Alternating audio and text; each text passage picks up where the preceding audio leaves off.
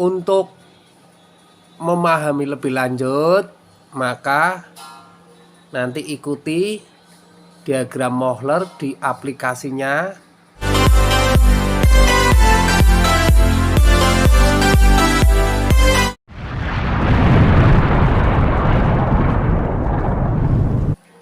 Assalamualaikum warahmatullahi wabarakatuh. Semangat pagi, salam sejahtera untuk kita semua. Pada kesempatan kali ini Mbah Kerir akan sharing tentang cara menggunakan diagram pH atau diagram Mohler ya. Diagram pH, P itu tekanan, H itu entalpi, atau diagram Mohler. Ini diagramnya seperti ini. Diagram Mohler atau diagram pH ini berfungsi salah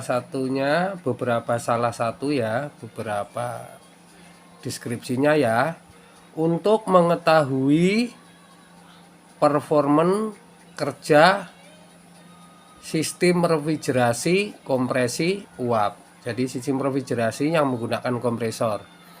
Kemudian fungsi diagram pH yang kedua adalah untuk mengetahui kondisi refrigeran di dalam sistem, baik tekanannya, temperaturnya, maupun fasenya atau bentuk refrigerannya, apakah itu campuran, apakah itu bentuk uap atau bentuk cair. Ini pada kesempatan kali ini kita akan sharing untuk tingkat pemula dulu ya. Jadi di sini terlihat diagram pH ini terdiri dari tekanan ini. Jadi di sini ada yang ke atas ini menunjukkan tekanan. Ini ada 2,0,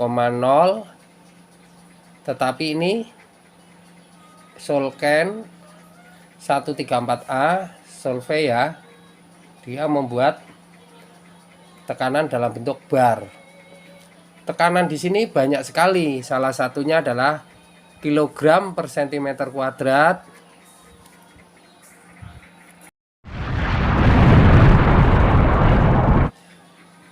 Kemudian PSI tekanan ya, bisa saja LB per in kuadrat.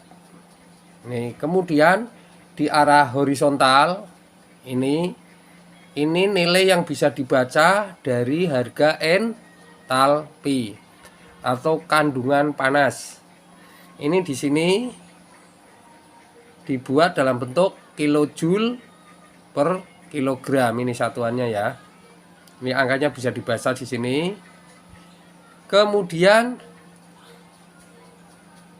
ada garis lengkung, ini garis lengkung.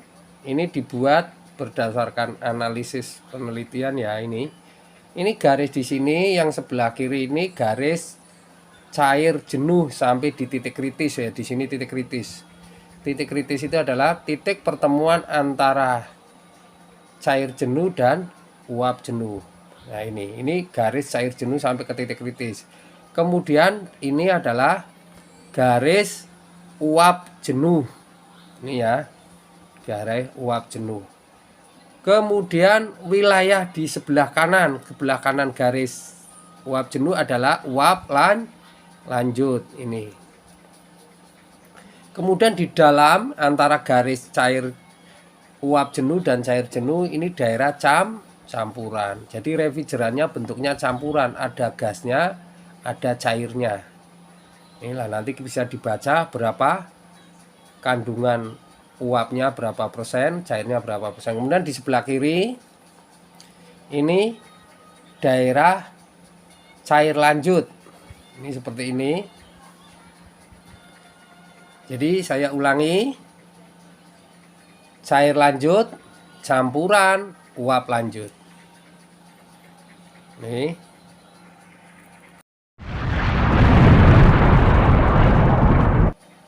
Terus di diagram Mohler sendiri juga bisa membaca nilai tekanan.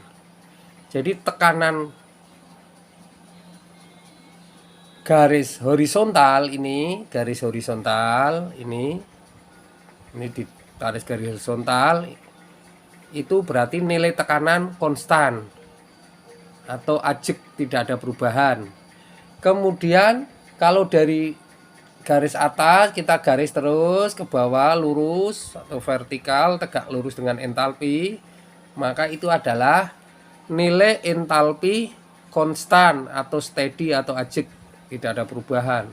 Kemudian ini yang perlu dicermati adalah nilai dari temperatur konstan. Nah, temperatur konstan itu ini, misal kita garis vertikal, nah ini konstan. Kemudian horizontal, kemudian mengikuti garis lengkung yang sudah dibuat ini konstan ini. Nih. Lah untuk memudahkan saya akan membuat ilustrasi sebagai berikut. Ini dari keterangan tadi di atas, ilustrasinya sebagai berikut. Nih, tekanan, garis tekanan, terus garis entalpi, ini anggap aja horizontal ya, ini dianggap aja vertikal.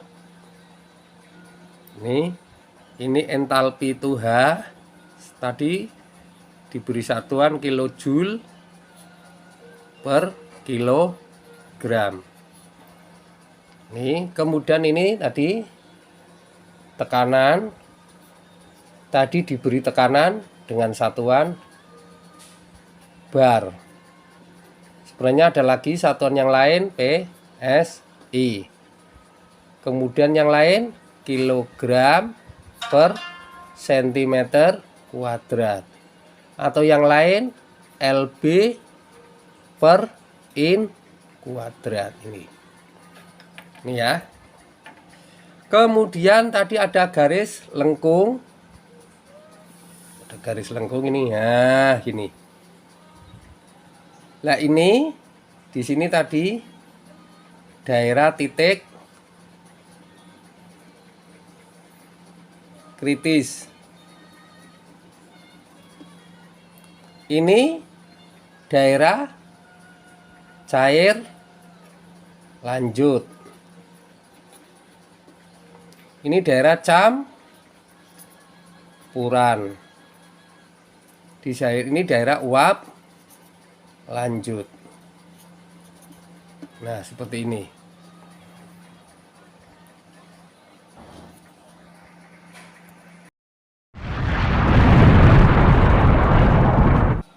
Kemudian kalau kita membuat garis horizontal,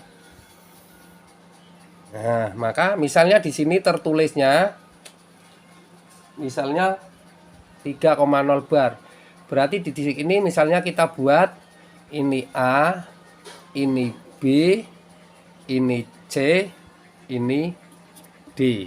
Maka tekanan di titik A sama dengan tekanan di titik B sama dengan tekanan di titik C sama dengan tekanan di titik D sama dengan 3,0 bar. Nih, ini nilai tekanan konstan. Kemudian tadi di depan sudah dijelaskan lagi nilai entalpi konstan. Nah, entalpi konstan itu garis vertikal yang sudah dibuat oleh pembuat diagramnya ini ya. Misalnya di sini saya kasih X, Y, Z, W. Misalnya terbaca di situ 260 kilojoule per kilogram, maka entalpi di titik X sama dengan entalpi di titik Y sama dengan entalpi di titik Z sama dengan entalpi di titik W sama dengan 260 kilojoule per kilogram. Ini yang perlu kita cermati, bahwa tekanan pada diagram Mohler ini tekanan absolut ya. Misalnya ini 3,0, ini 30 itu absolut. Lah tekanan absolut itu tekanan yang bagaimana? Tekanan absolut itu misalnya pakainya P absolut sama dengan ini, P absolut atau tekanan absolut sama dengan tekanan alat ukur manifold ya, manifold gauge ya. Ini tekanan absolut adalah tekanan alat ukur di manifold gauge ditambah tekanan atmosfer. Nah biasanya tekanan atmosfer itu diambil, ada yang mengatakan 14,7, ada yang mengatakan 15. Ini satuannya PSI. Ini ya. Jadi nanti kalau misalnya kita pakai diagram Mohler yang bar, ya kita tinggal konversi aja. 1 bar sama dengan 14,7 atau dibuat 15 PSI. Nih. Nah ini kalau pakai PSI biasanya tekanan PSIA. Nah ini A ini lambangnya absolut. Nah yang ini biasanya PSI ada G-nya, ini ada G-nya. PSI G, pesik ya. Nanti ini tekanan alat ukur. Nih. Jadi nanti kita aplikasikan. Untuk memahami lebih lanjut, maka nanti ikuti diagram Mohler di aplikasinya di part 2. Sekian dulu dari saya. Wassalamualaikum warahmatullahi wabarakatuh.